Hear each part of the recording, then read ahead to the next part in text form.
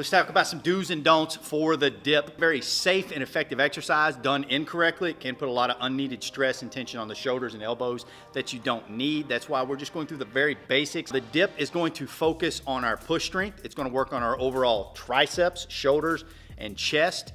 If you're somebody that's lacking a solid lockout position or your push strength in general is lacking, this is a great auxiliary or accessory depending on how you want to look at the exercise. We're going to start in a fully locked out position.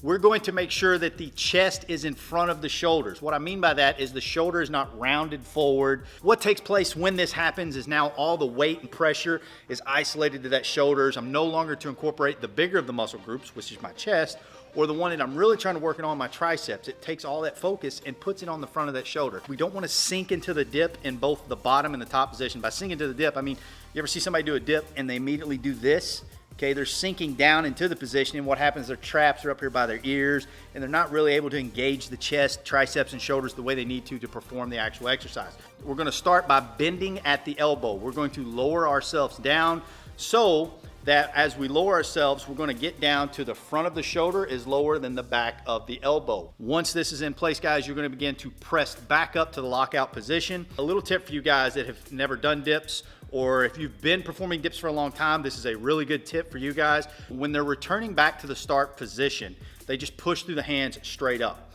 Now, these bars here are not gonna move. As we're pressing out of the dip, think about bringing your hands together. I know the bar ain't gonna move, it's not gonna happen, I get that.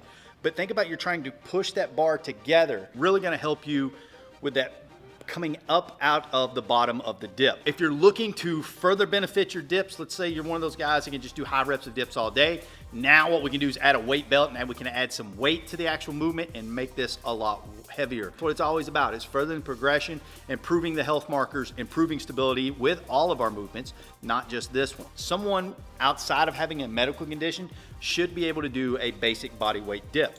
Now, just because you don't have the strength to do one right now doesn't mean we can't progress you to do one later. There's progression exercises that we can do to that. Guys, as always, if you have a question or comment, go ahead and leave it below. We'll see you in the gym.